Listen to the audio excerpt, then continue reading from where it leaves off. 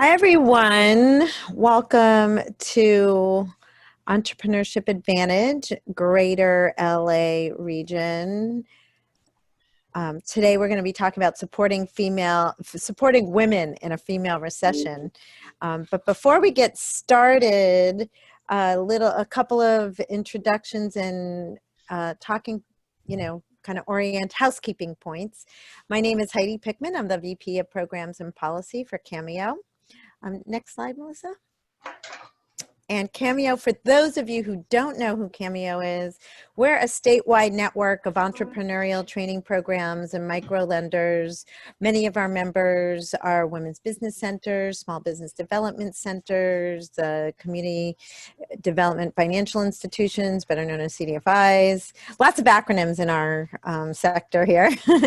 Some of the FDCs and CDCs are members. So our goal is to provide low to no cost services and resources to underserved markets so they can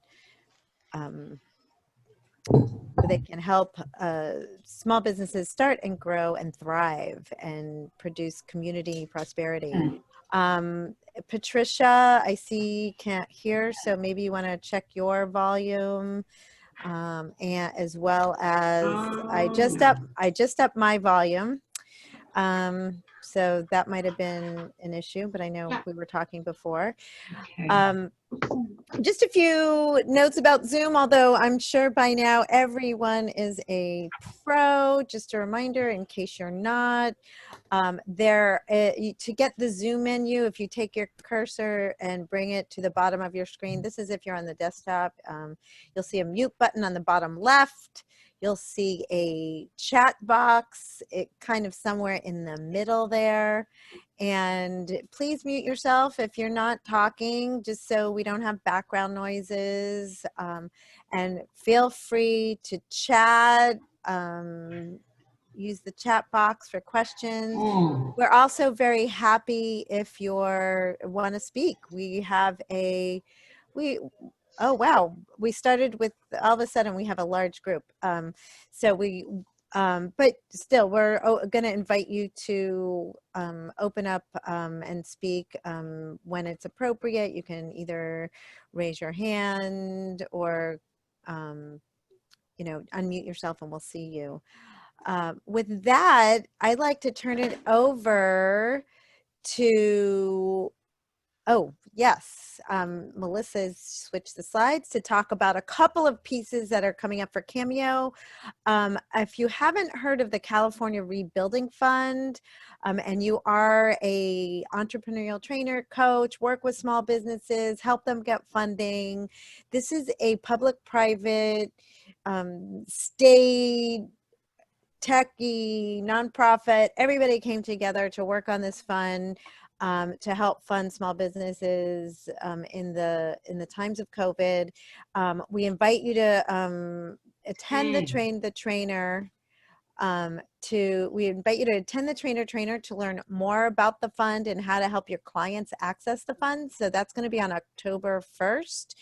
Melissa will pop that link into chat for us, as well as when you get the slides, you'll get the link as well. Also, our next meetup is going to be October 22nd. And she'll also pop the link in for that. I believe we've tentatively scheduled, it's Cybersecurity Month, so we're probably going to talk about that. We're still kind of finalizing the content, but please do sign up early and get ahead of things. We're also holding another micro-lending essentials class. We have a waiting list. It's our 7-week course. We added an extra week online class that teaches you how to underwrite a microloan, or for TA providers, the relevance is that it really helps you understand what a lender is looking for so you can better prepare your clients for a loan. We do have a waiting list. It is going to be offered to Cameo members first. So if you're interested in that class, please email Melissa. And as always, we have our Corona resources for small businesses, and you can find that by going to cameonetwork.org and going to our website, and there's a link on our homepage. So with that, I will turn it over to Emma Kloppenberg. She's with LISC, and she is also the Entrepreneurship Advantage Vice Chair. So Emma, thanks, and I'm going to leave the meeting in your hands. Great. Thank you so much, and good morning, good almost afternoon to everyone. Thanks for joining us.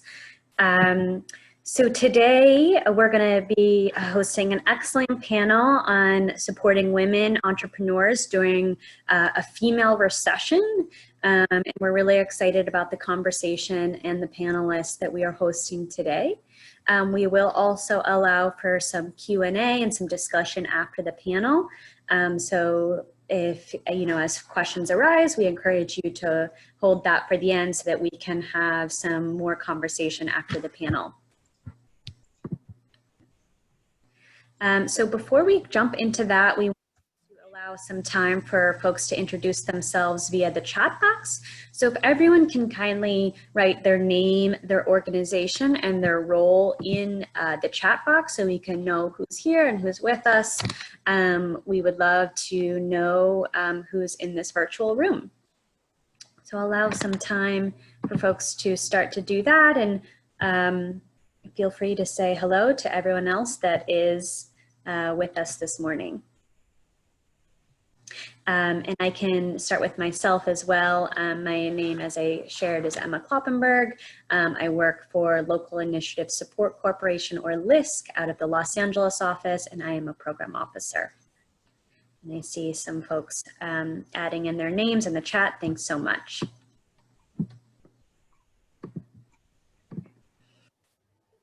And with that, I also wanted to share the purpose of Entrepreneurship Advantage for those who have not yet come in contact with us, or this is perhaps your first meeting, first welcome, and wanted to share that Entrepreneurship Advantage is a group that came together to create economic opportunity for entrepreneurs and small businesses in LA County by connecting them with human, technical, and capital resources through our regional collaboration.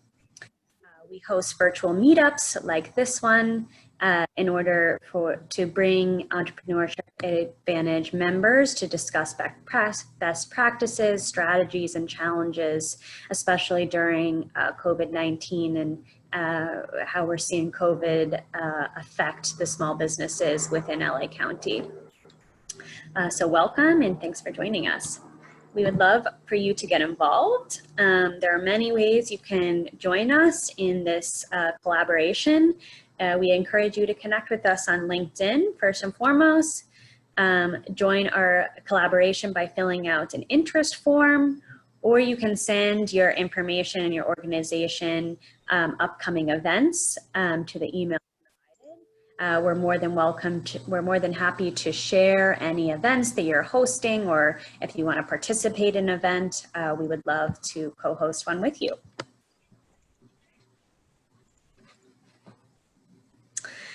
So now I wanted to jump into the topic of conversation for today's panel. And so this topic today, we're going to be focusing on mostly how the COVID pandemic has affected women, especially female entrepreneurs. And we've been seeing that the data has shown in the past few recessions, it was actually mostly men that were disproportionately affected when jobs like manufacturing or construction really took a hit. But this pandemic, COVID-19, has really affected primarily industries that tend to hire women specifically. And then on top of that, when you add that, many childcare and schools are closed, we're adding childcare responsibilities onto the plates of mostly of women. And so many are calling this actually a she-cession, and are studying and reporting out on the effects that this recession is particularly disproportionately affecting women in today. And so we're really seeing that because of school closures and daycare facilities closing, plus the decline of female-dominated service jobs, this has brought on what America's actually first female recession. As you can see, you know, on the stats here, and many are reporting that many of the sectors that have had significant disruption, like leisure or hospitality or restaurants, these workforces are disproportionately populated by women. And further, per the Census Bureau, it reported recently in July that women are nearly 3 times more likely than men to not be working due to COVID-19, especially related to childcare needs. So as a result, this year, female unemployment has reached double digits for the first time since 1948, when the Bureau of Labor Statistics started tracking women's joblessness. And further, women-owned businesses are also less likely compared to male-owned businesses to anticipate a strong recovery per the US Chamber of Commerce. So given all of this kind of sobering statistics, we wanted to have a conversation about this today and really bring to the forefront some experts in this area to talk about how women entrepreneurs are being affected by the current female recession and what there are current resources out there to support women during this COVID pandemic. And with that, I wanted to turn it over to Rocio Flores, USC Office of Civic Engagement. She is also a recent addition to our EA steering committee, and she will be leading the conversation today. Thank you, Rocio. Thank you, Emma. Good morning, everybody. Can everybody hear me okay? Great. So I want to thank everybody for being here, particularly our panelists who I have the honor and privilege of introducing. I also want everyone to know that this panel is meant to be uplifting, to be hopeful. We want to make sure that we capture not just what challenges women are experiencing during this time, but also solutions, strategies, and share uplifting stories with you all and also hear from all of you. So I'm going to introduce our panelists here today. I'm going to start with Shanae Rourke, who is President and CEO of Redwood Resources, a strategic procurement, diversity, and inclusion consulting firm. She is the current chair of the Transportation Business Advisory Committee at Metro and the Advocacy Co-Chair Committee of BizFed. She's also on the Caltrans IOAI Task Force for Small and Diverse Business Growth and a member of the Los Angeles Business Council. She is currently the Vice President of the National Association of Women Business Owners, California, and the immediate past president of the local chapter of NAWBO LA, Los Angeles. So welcome, Shanae. Thank you for being here. Thank you. Next is Dr. Pamela Williamson, President and CEO. She is a dedicated individual, has extensive experience as a senior leader for over 20 years. She has served as the CEO of SABA7, a consulting firm overseeing quality control and psychiatric urgent care facility of a national behavioral health care organization, where she served as vice president and deputy director, and has served as the CEO of Webac West since 2008. She takes an active role in facilitating connections between corporations and women business enterprises and sees a promising future for Webac certified women-owned businesses. Welcome, Pamela. Thank you. I'm excited to be here. And finally, we have Swan Do, is the director of the SBA Women's Business Center at Pace's Business Development Center. Swan joined Pace in 2006 as a business development counselor and has played a role in launching over 100 businesses while serving over 3,000 clients, with a focus on supporting women and people with low income. Since 2010, Swan has overseen the administration of the SBA Women's Business Center, funded in part through a cooperative agreement with the U.S. Small Business Administration Office of Women Business Ownership. Welcome, Swan. Thank you. Great. So with that, we're just going to dive right in and get started. But we want to hear a little bit about our panelists. So before we talk about your clients and those women that you're working with, as a woman yourself, we want to hear a little bit of how you've practiced resiliency during this time. We know that times are challenging, but what has been your experience? And as they are sharing, I'd like to ask those in the audience to please go ahead in the chat box and share your own experiences. We want to make sure that we're hearing from you as well, that we're capturing your stories of resiliency. And I'm going to start with Shanae. Well, thank you so much, Rocio, and USC and your civic engagement and all that you are doing there. I just want to give a shout out. You have a wonderful Bridges program, and a lot of our members have been part of that and just really appreciate the work that you do. So with resiliency, it started right around February, I think, when I started looking at meditation and really got into starting to do that as something really to center me, just to get back into a retrospective or introspective view of, you know, all that was going on. And so I've been practicing that. Sam Harris has a free online opportunity to do it for like 30 days. It's really great. It takes 10 minutes out of your day, or you can do more. So that's really been great. And then in terms of other things I've done, it's all been about community, you know, connecting with other like-minded people, being able to share anxieties that I have as well. So those are some of the things that I've been doing to get through this resiliency portion of my life. Great, thank you. Pamela? Sure, I'm going to end up echoing a lot of things that Shanae just said. So I did recently just get into meditation, but I also am one of those people who bought a Peloton bike, and I ride every day at lunchtime, which has helped me tremendously.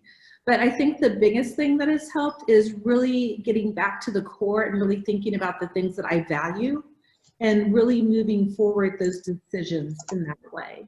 And I think that is probably the one thing that I think in the hustle and bustle of life, you just sometimes negate or forget about the things that you really value at your core, and to really start making decisions based on that, especially with COVID and what was important to move forward with my kids regarding going back to school in person or not. It was really looking at my core values and moving things forward in that way. That's a great point. Sometimes we call them gratitude moments, right? We have to, what are we grateful for? So it's reminding ourselves constantly. We're also, sometimes we're mothers, we're sisters, we're aunts. So there's other things outside of work that we need to focus on that are part of our values. Thank you for sharing that. Swan? Hi, good morning. For me, I have been practicing Tai Chi, Qigong at the park on Saturday and Sunday, and it's hard for me. That it was closed for the first, I want to say three months. And when it's finally open, I went back. It really helped me to relax and to understand that there are many other people out there that need help. For me, I find ways to explain my situations in a more positive light while accepting reality. We have the ability to decide how we're going to interpret the adversities of the impact that we faced. And we're working to find an appreciation for what we're gaining as a preserve. We develop a more grateful approach of living. Hardship that scars us also gain us wisdom. Identify what you can control despite what's being stuck at home. Develop a system of communications with one another and also support each other. That's great. Thank you. All key points, very valuable. So let's shift a little bit to talk about the women that you work with, the clients that you serve. What kind of businesses do they own? We're going to start with Shanae. Well, one thing I just realized is that I need to get my exercise on from the other panelists. They're doing a great job on that. So thanks for that reminder. So the National Association of Women Business Owners, we are a national organization, but with a local feel to it.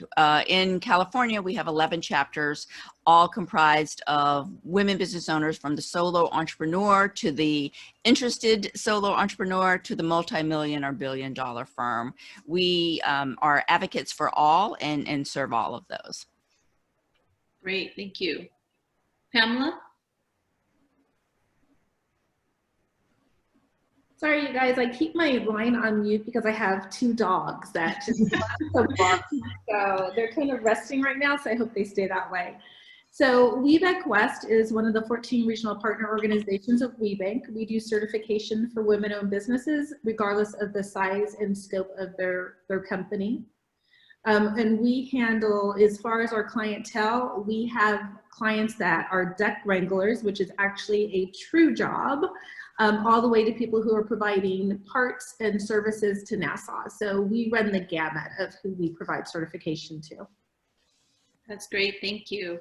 Swan, over at PACE. So PACE primarily designed to serve a variety of economic emerging marketing and business development needs for minority women of all demographic backgrounds and locations, inclusive urban populations and socially and economically disadvantaged entrepreneurs throughout the Los Angeles County, focusing on Central and South Los Angeles and the San Gabriel Valley area.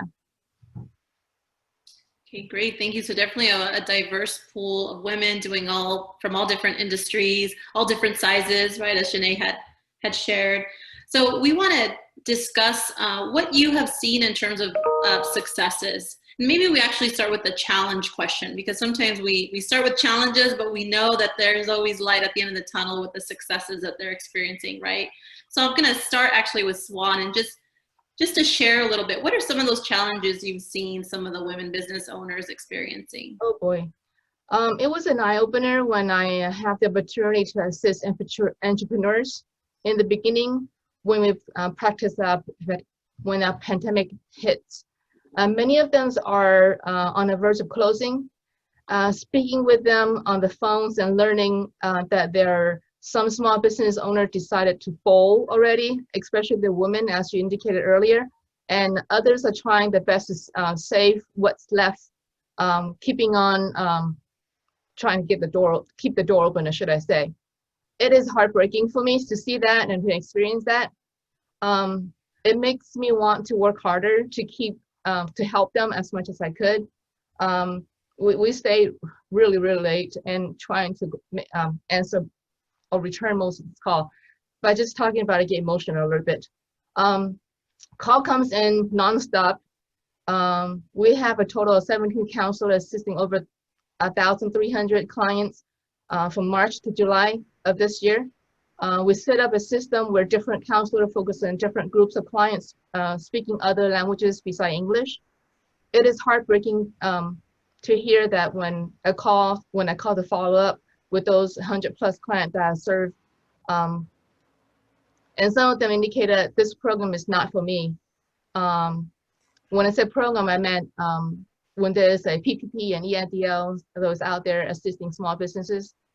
Due to the English as a second language, and they're not, I guess they don't have the knowledge to submit the proper document to request for assistance, so they stopped.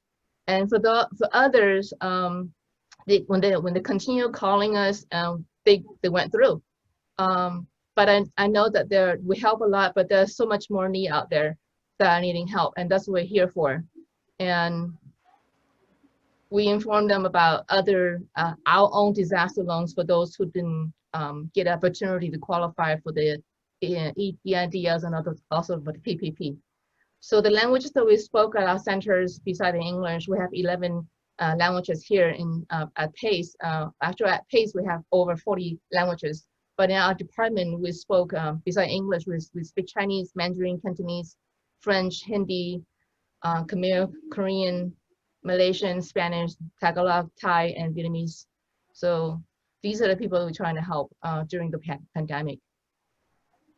Thank you for sharing that, Swan. Yeah, a lot of the times, though, it's difficult not to take in some of those challenges and internalize those ourselves. We get very you know, we want to see our women business owners succeed. So it's something that we also have to be, I think, conscious of, and being emotionally connected is good because they see that things are genuine, right? When we're trying to help them, it comes from a very genuine place, but it sometimes can take a toll on us as well in trying to kind of take on all the challenges that they're experiencing and find solutions to everything. Pamela, what has been your experience in terms of seeing challenges? So I think one of the things that has happened with COVID is it's really shown a light on some of the challenges that have always been in existence, but it's just heightened during this time. So we are still experiencing issues of access to capital. And whether it's through some of the specific grants that Swan just mentioned, or whether it's just access to basic capital to keep their businesses up and running and to also grow their businesses. I think access to opportunities is just something that has been more highlighted during this time.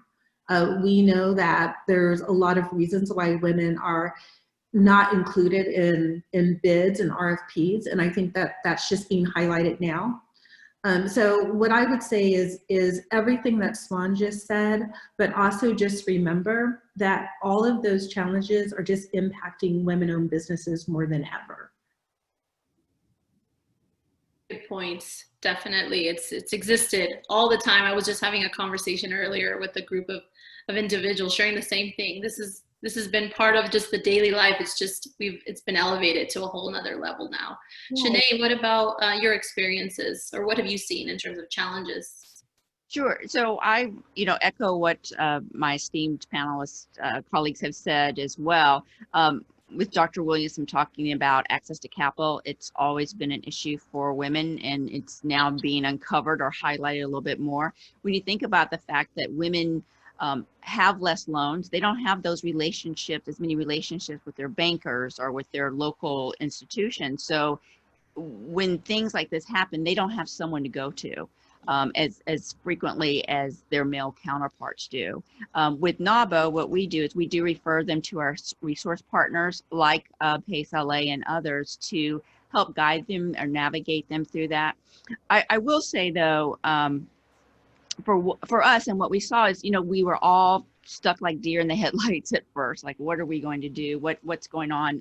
No one had any plan, and I think we still don't really know or have any plans. But what I can say about the women business owners that I've heard from or know about is that resiliency is one of the most valued traits, and we all have it. Women business owners, out of anyone, really know how to be resilient. We've seen a lot of pivoting. Some have moved over into other industries.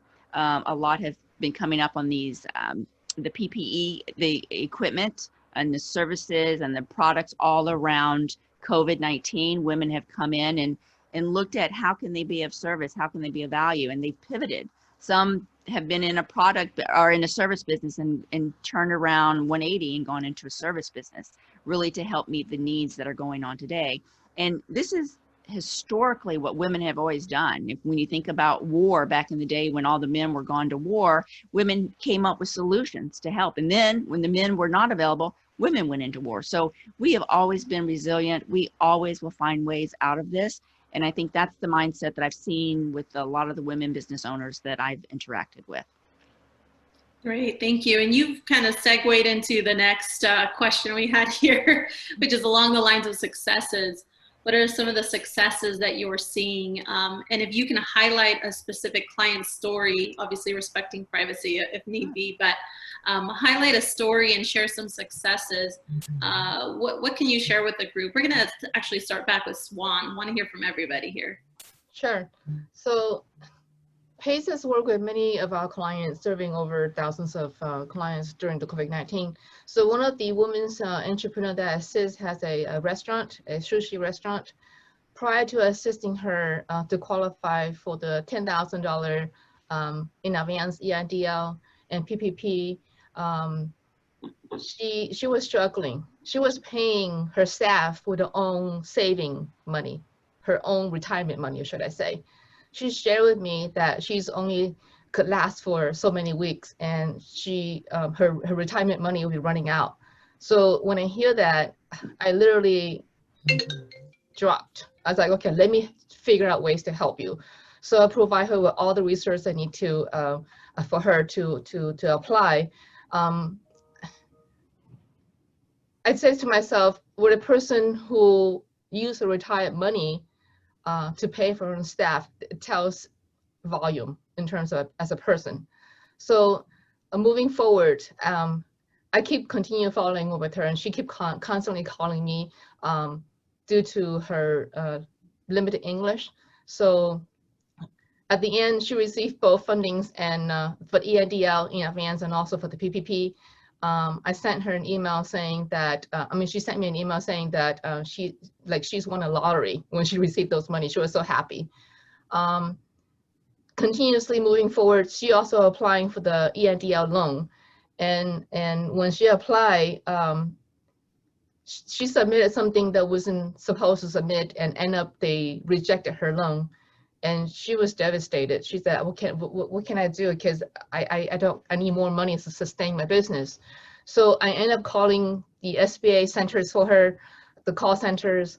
I helped her write a letter explaining the reason why she needs to resubmit her request. All the document that she need, I help her submit and also CC her. 5 months forward, with all the hard work and not giving up, SBA finally approved her case for $150,000, and it was literally this week. So that was one of the cases that it stays with me, because she never gives up, and she continuously calling and following up and doing what is needed when the SBA requests to submit those documents.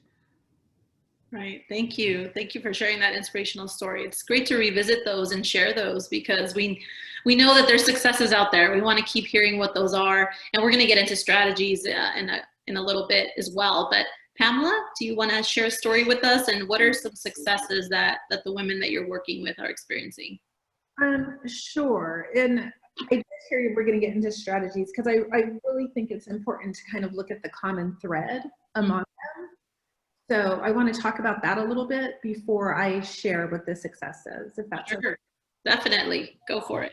I think when I look back at our members who have are coming out of COVID and they've been successful in even growing their business through this time, I think there's a couple of common threads that I've seen with them. One is that they really looked at their business and they identified what they truly do well. So a lot of companies do a lot of offerings, but not all the offerings are equal. So they really took the time and really spent some time evaluating what they do and what their profit centers are and what they're not, right? I think the second thing that they all did is they really took the time to find out what the needs are for their clients, and then really looked at ways to provide an innovative solution to those needs. And I think as business owners, sometimes we are so caught up in the day-to-day that we forget to take that step back and really look at those things. And really look at is, when you're looking at what that solution is that solution innovative, and what makes it different from your competitors? What can you bring to the table that will make them stop and want to listen after you've done your quick intro or conversation? And so when I think of those items and I think of the women who did those, my success stories would be an individual who was in entertainment and who was just getting on all of these Zoom calls and just seeing these interesting backdrops or people not being able to present themselves in their best way possible, and then coming up with a training for that. We had another WB who started creating customized backdrops because your backdrop tells a story about your company. We had one who is makes clothing, and she decided to switch and move into making designer PPE. And so I think, the last one I want to share is we have a lighting company, and she was able to create lights that help to disinfect. And so I think it's really thinking about those innovations and taking the time to really listen to your customer and what they want. And a lot of times they might not even know what they want, but they can definitely tell you their problem. And I think our job is to sit still enough, listen enough, and be creative enough to come up with something that will solve it. So important. Thank you for sharing that, Pamela. I think Cameo and EA are next should be creativity and innovation training. I think it's something that's critical. It's crucial. It's not sometimes not valued as much, but it's really important, especially with small businesses. Shanae? I would also agree with Dr. Williamson on those matters. And I think one of the big things is really about the mindset, right? Women have had to pivot in life, but also in business. And where are they adding, or where can they add the most value to their current clients and also to potential new clients? Where are those opportunities? So we are still engaging. I think there was a period of time, I think, when this first started happening and some of the community got together and were uncomfortable with looking for business or asking for business because of, quite frankly, what's going on and knowing that some people are losing their jobs and so forth. So it was a mindset shift and a mindset change about being proactive about where is the value that you bring. What is it that you can do to be of service? And so I through the last 6 months or however long we've been on this, I've seen some of that trajectory change, really about the mindset of offering more value. And we still have the issues. I'm not going to say that there are not issues. I think in the chat, Anna Marie spoke about childcare being an issue for a lot of women business owners. That is still part of the issue. We have one of our organization members owns restaurants, many of them, I think about 10 or 12 restaurants. And then with this going on, a lot has happened. She's lost many of the employees, and then trying to get them back in, it's been difficult to get them back in because they're getting money from the state or the federal government, which is sometimes over what they were getting paid in their work. So there've been a lot of situations like that. But I think when I look at, again, really the mindset and resiliency of women, but women business owners particularly, of transitioning. And I spoke a little bit about that earlier. There's one who has a product company selling more along the video production side, and then she switched into selling PPE. Another one having an engineering services firm and being able to offer COVID-19 testing onto the sites, on the job sites. Another having a marketing firm. And I think what has happened with a lot of businesses as well is also the development of new businesses. I will say that when we look at the numbers, when we talk about the female recession, about 8% of those women will not be going back to work. There's no prediction of them having any opportunities out of that 11 million who have left the workforce. That creates an opportunity for cottage industries. It also creates opportunities to really push women into entrepreneurship when they might not have thought about it before, or they might have thought about it but were afraid to do it. They now have the opportunity to explore that. So that's one of the things that we're seeing. And then in terms of marketing, we've seen a lot of businesses looking at how can we do better at marketing ourselves. So we've seen a lot of businesses really re-engage. Dr. Williamson talked about, what are you really good at? We've seen a lot of those businesses really promoting their website development, as a lot of businesses are starting to look at making sure that, all the pieces of their brand are put together well. So a lot of transitioning, a lot of pivoting, but all along the lines of being resilient.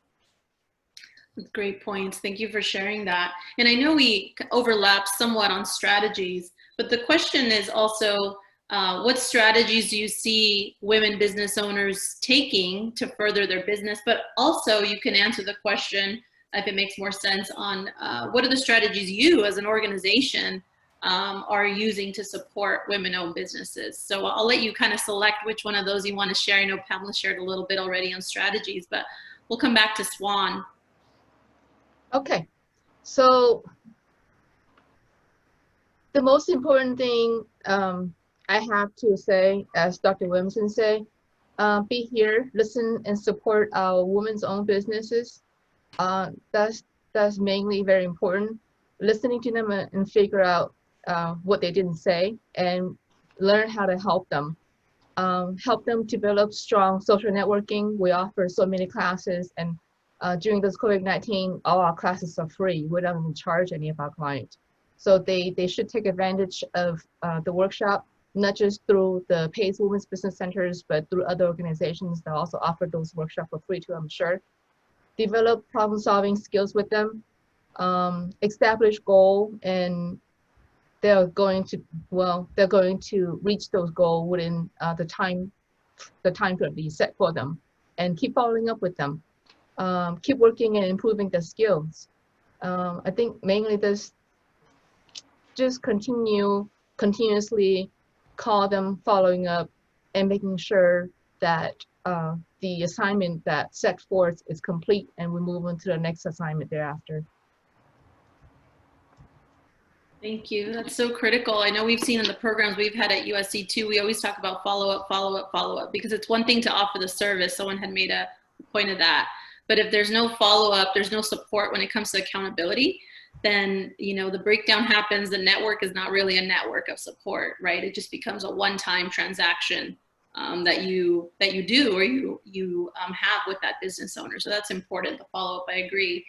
Pamela, what about you? Just some additional strategies, or what strategies you are doing there at Webac to support women-owned businesses? Well, I think for all businesses, not just women-owned businesses, I think one of the strategies is that we really need to look at how we partner with each other. I think that there's some opportunities out there that someone might be too small to take on by themselves, but if they can collaborate and partner with other WBEs, MBEs, anyone, that those opportunities become realistic. And so I think the more that we collaborate and work together, the stronger we will all be as a network. And I think that goes for suppliers as much as it goes for individuals or entities like Webac West. We have to work together. I think that what we will be seeing in the future is that for a while there might be less opportunities, but those opportunities will be larger in scope.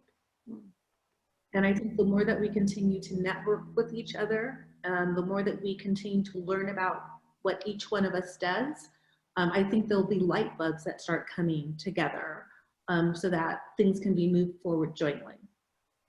I think that as a women business owner, look at pieces of your business or your offerings that are missing. And if you can find someone to plug those and use that as a referral source, that's just another great way for you being able to expose yourself, but also to expose other people to opportunities. I love when I go to a trade show or when I'm talking to someone and a corporation says, we've been looking for this. And they say, I don't do that, but I know this person does. And I think those are the things that we need to remember, that we are so much stronger together, and we are so much stronger when we help each other be successful. I think as an organization, for us, some of the strategies we've been using is, again, trying to connect the dots between not only corporations and WBEs, but WBEs to each other. Follow-up is so tremendously important. Every time I hold conversations with corporations, I am surprised at how many people they say that they've connected with, but there's no follow-up after the initial connection. And so I think it's important to remember, just because there's not an opportunity today for you to do business, there might be an opportunity for you to do business tomorrow. And you do want to figure out a way to stay top of mind with people. And that doesn't mean you email them every week, but it does mean that you develop a strategy for each client that makes sense for them, whatever that is. I know lots of people will rely on sending out newsletters. I have to tell you that I get tons of newsletters, and they are all just going in a folder right now because there's no way that I can read them all. But what I can say is that if you put a Google flag on whatever corporation you're trying to do business with, and if you see something come up, and if you can send them a personal email about that issue that came up with a solution, that is extremely powerful. So I just encourage people to continue to be innovative, continue to plug in, and continue to be connected with each other. It's so powerful. Thank you for sharing that. Customizing the experience can be difficult in terms of capacity of the organization, right? But it's so critical, and that's where it really makes a difference.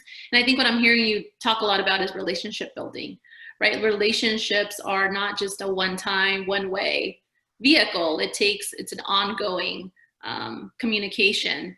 And so that's what I'm hearing you talk about right now. Relationships are key as well. Thank you for sharing that, Shanae. Sure, thank you. So I'm going to give an example too, just in my own business of stating what Dr. Williamson had just said about relationships. So during COVID, I reached out to someone who my company had a past relationship with probably maybe about 5 years ago. And I'm like, it was a little embarrassing that it had taken so long for me to stay in contact, but I reached out, and from that conversation, we have since pursued 2 projects together, and we're looking at another one. So definitely, I do agree with Dr. Williamson said about reaching out, connecting on a human level. And I know I'm using the word community a lot. NAVO, California, NAVO, all the different chapters throughout the state have really opened up and provided some opportunities for free connections with everyone across the U.S. What's great about that is that we're not bound by our local area. And I think so many times we have this mindset that we can only work within a certain space or a region. And that's never been true about our products and services for the most part. So really having those opportunities to connect, if you're in LA, to connect with a chapter in New York or Ohio, you have the opportunity to connect across the US. So really encourage you to look at NAVO as a support and community of fellow women business owners with similar mindsets. The other thing to look at is really look at what are your offerings and how can you expand upon those offerings in ways that really add value, maybe to current clients or to new clients. I had a conversation with a woman the other day, and the suggestion was really for her to really go back and connect with her current clients and interview them and really understand what benefits she was bringing to them currently, what new benefits she might be able to offer them, but based really on what their needs were. And she was a little skeptical about reaching out for fear of, hearing, you're not doing a great job with us right now. But that is very critical to hear, to be able to assess where you are currently and being able to expand or look at other offerings that you might be able to do to service and be of value. I think that's really an important thing.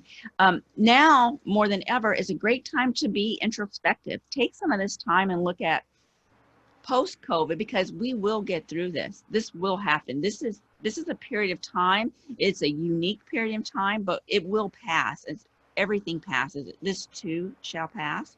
And so look at, on the other side of COVID, what do you want to be about? What do you as a person want to be about? What do you as a business want to be about?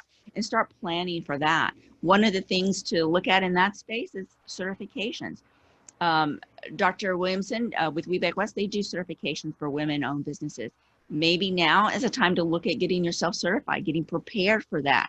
Maybe now is a time to look at some of these vendor portals and procurement opportunities. The state still buys things. Public agencies still buy things. Corporations still buy things. Do you know what they're buying? Or have you been doing your research? Go onto their vendor portals, register for the federal government. They're still buying things, even more things. So don't think that you don't have the opportunities. And again, I'll go back with what I started with from the beginning. This is an unusual and unique time, but your mindset plays a big part in this in moving you forward, and also making sure that you have the right resources around you. PACE LA is a great resource for you, making sure that you are engaged with like-minded women business owners or like-minded people in general, and looking at resources like certification, which Webac West is a great source for women. Look at all the resources that they also provide on their website. So research, gather data, prepare for the future, and have the mindset that you too will succeed and we will get through this together. Shanae, thank you so much for sharing that. Yeah, what I'm hearing, expand your opportunities. Don't be afraid, right? Where you have the control, you have the power, it rests with you to be able to expand the scope and breadth of your opportunities. Thank you for those comments. So we want to, just a final question in terms of these structured questions, and we definitely want to have time to hear from the audience if there's any specific burning questions that somebody wants to ask. But kind of some final comments around what advice would you give to other organizations that are working with women entrepreneurs during this time? So we'll take it back over to Swan. One of the advice I trying to also be mindful is put myself into the entrepreneurs women's positions and feel the desperate needs, the help that they're asking, and understand even the non-spoken word. After they complain, they ask questions, whatever it is, take it all in, and then come up with better solutions for them. Great, thank you, Swan. Thank you for those comments. Pamela. So the only thing I would add to what Swan said is I think as organizations, again, we need to really look at how we collaborate. So when I look at everyone's calendars, there's so much there are so many duplications, right? So I think people are getting Zoom exhausted between the different workshops, and you know, they all have a similar theme, but maybe a different spin, but the same content. So I think the more that we can join forces to succeed together, which if you don't know is a Webac tagline, the more that we can join forces to succeed together, strategize together, I just think it's more valuable. And I think we all have such, as organizations, we all bring such amazing things to the table, that how much powerful would it be if instead of 5 organizations doing 5 workshops on the same content, marketing to the same people, if there was one organization with just phenomenal content marketed to all the people. Yeah, so powerful, so true. And looking for opportunities in platforms like Entrepreneurship Advantage and Cameo and some of these other organizations that connect us all, and how we can find ways to really strategically collaborate, as you're saying. Thank you for that. Shanae? You know, I would say that too, you know, collaboration is key. I know a lot of public agencies want that. A lot of corporations want collaboration. But I go back to just looking at certifications themselves in these different public agencies. They each want something different. So if we could all come together in one-stop shop for everything, I am definitely open to that. In ideas and resources around doing that, but definitely collaboration is king, or queen in this case. Shanae, thank you so much. Well, we do have a few minutes before the hour, so we definitely want to take some questions from the audience. So we want to invite you to any questions in the chat, or if you want to unmute yourself, raise your hand. Either I can see you, or you can do that, use that little emoji. I'm going to ask Melissa to help me too, because there's a great audience here today. I don't want to miss anybody. So does anybody have a question they have for our panelists? Yeah, Rocio, just in case, let me ask this technical question first, or logistical question. Can our panelists stay a little bit in case we have more questions? Can they stay a few minutes over, or do you have a hard stop at 12 o'clock? I can stay a little bit after. Okay. Swan? I'm here. Dr. Williamson? Likewise. Okay, great. In case. Heidi, before we start, can I just do one thing in case people do have to get off? I'd love to make a plug, if I could, that supports women. Yes, go ahead. So in November, there are many things that are important to us as women and women business owners that we need to vote on. One of them is paramount to us, and that is affirmative action for women-owned businesses and women in general. So Prop 16, if you have not heard about it yet, it reinstates affirmative action into our state. We are one of 9 states that do not have affirmative action. And this happened because Prop 209 came into play during Governor Pete Wilson's timeframe as our president. In the state, and we now need to move forward with Prop 16, which will reinstate affirmative action for all of us. This will mean equal hiring, equal education, and more opportunities in procurement for women-owned businesses. So I will put that in The link, I ask each of you to promote that out to your members, to your individual friends, because the opposition is saying that this is discriminatory practices and people are confused about the messaging. So please, I implore you, look at Vote Yes on prop16.org, and I will put it in the chat. And thank you so much, Heidi. Yeah, that's something that I believe we will be supporting. So we'll be coming out with with some of these things. As a nonprofit, sometimes it's a little bit weird. You have to educate, not tell people how to vote, but yes. And we are having an educational session coming up, so I will make sure to send that information so that if people just want to learn more about what the bill is, they can definitely get on to our educational webinar that we're doing. Excellent. We won't do an educational webinar on that. We will point people to your direction. How's that? Yes. So I don't think I saw any questions in the chat. I don't know. Does anybody have a question for me? We can probably take one. I'm looking at time, and then we can do a wrap up, Melissa, and then we can stay on if anybody else wants to stay on to ask questions, if that's okay. I'm gonna synthesize, because I saw it pop up a couple times, how people have been solving the child care issue and the emotional drain issue with so many demands on our time, and maybe look towards solutions. If anybody in the audience wants to chat some of those solutions they had, I saw that they put that this is an obstacle and this is a barrier, but do we have any solutions on the table? I'll ask that of our panelists as well as anybody, because a lot of people on the call are serving, are business serving, and probably have given some advice to some of their clients. So I don't. Go ahead. I'm sorry. I don't have the immediate solution for childcare. My children are older, so they're self-contained, except for the occasional "what's for lunch" communications that I get. But I can share with you that one of the ways that really help impact the change with this childcare issue that we're seeing is really talking to your local politician. There are some initiatives that are at the state right now being looked at in terms of childcare and what can be done around those, but really talk to them and let them know what your problems are, what your challenges are right now with this. And also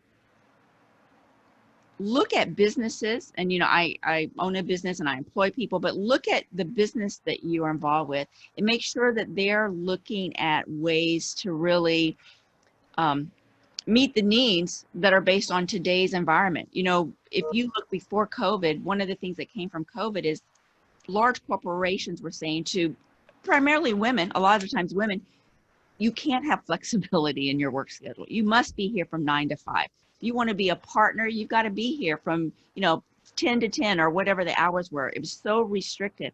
And now we see that that's not true.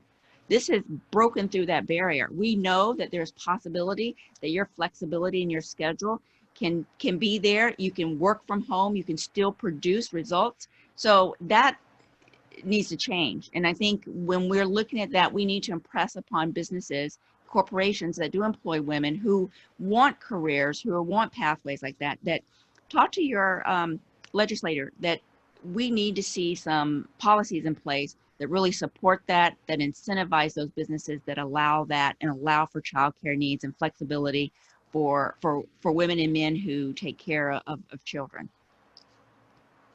Great, thank you for sharing that. Was there someone else that had a comment?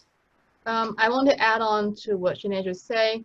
I do work with after-school program clients and also childcare clients.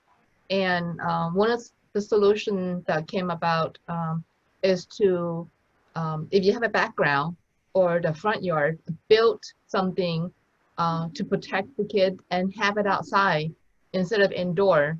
So we have clients actually reach out and want to apply for a disaster loan due to the COVID-19. Therefore, they don't have any kids at their home.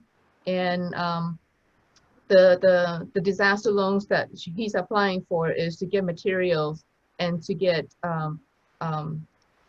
should I say, construction people come out and to build a patio / front yard, whatever it is available to you, so that they could continue having their business moving forward. Thank you, Swan, for sharing that. We're going to go ahead and actually formally close up the meeting. We're right at the hour. We want to thank Shanae, Swan, Pamela. Thank you so much for sharing your experiences, your wisdom with all of us. We want to encourage everyone here in the audience to stay connected with EA, with Entrepreneurship Advantage and Cameo, and continue to participate in these forums and opportunities that we have. This is obviously a continued conversation. There's so much more to share. And so we hope you also built some great connections here today. You are able to save the chat. I think it's a great feature of Zoom. So there's those 3 little dots. If you want to click save, you can save all the resources shared, all the contacts you've made here today, and just make sure you stay connected with each other. So as Melissa had said, we're going to stay on a little bit, a few minutes, if you have some final questions for our panelists. But otherwise, thank you so much for sharing your morning with us. Rosia, I would love to add to something. When Swan was speaking, it reminded me, one of our businesses, they have young children. I think she has 2 in her little neighborhood.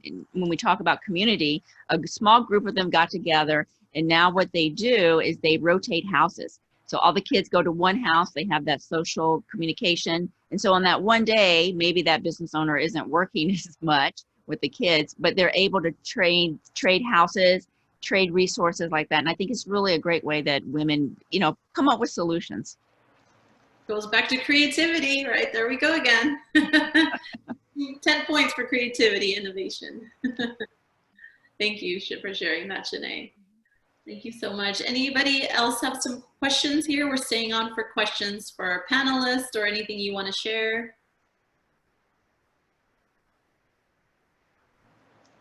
Well, we do encourage you, hopefully, Shanae, Swan, Pamela, you also put your contact information in the chat, or we can share it through the follow-up email. So in case anybody wants to connect with them after, they can do that as well. I'm going to turn it back over to Melissa or Heidi. Either one. Melissa, you want to close us out? Take us home? Yeah, sure. I just want to say thank you so much to Pamela, Swan, and Shanae. Again, this was such a great panel, and I'm really glad we had that chat before this and had that decision to bring resiliency and hope into this conversation. And as a result, I think everybody really enjoyed this panel. So thank you so much again. And yeah, so I'll close out formally. And thank you everybody for coming. Bye. Thank you for having us. Thank you for joining.